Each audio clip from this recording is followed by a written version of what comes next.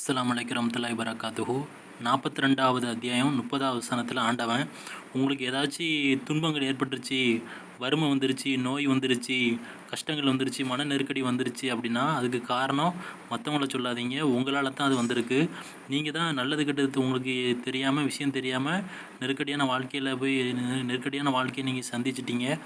அதனால் இது அதனால் யாரையும் இவங்களால தான் வந்துச்சு எனக்கு அப்படின்னு நீங்கள் மற்றவங்கள குறை சொல்லக்கூடாது.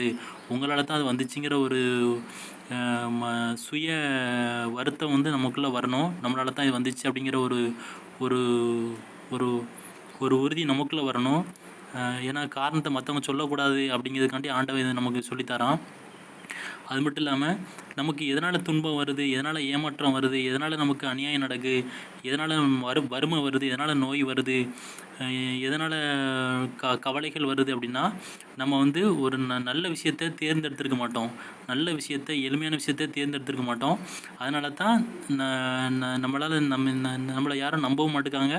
நம்மளும் நம்பிக்கையான விஷயத்தை பின்பற்றாதனால தான். அதனால் நம்பிக்கையான விஷயத்தை பின்பற்றுவோம், நம்மளும் நம்பிக்கையாக இருப்போம், நமக்கும் எல்லாமே நல்லது நடக்க ஆரம்பிச்சிடும். அதனால் குரானில் உள்ள நல்லது கெட்டதை தெரிஞ்சு அதன்படி வாழுங்க. உங்களுக்கு எந்த ஒரு கவலை வராது, எதுக்கும் நீங்கள் பயப்பட மாட்டீங்க, உங்களுக்கு வறுமை நோயும் வராது. என்னுடைய சவுண்டை கம்மி பண்ணிவிட்டு 30வது வசனத்தை படித்து பாருங்கள் முதல்ல இருந்து.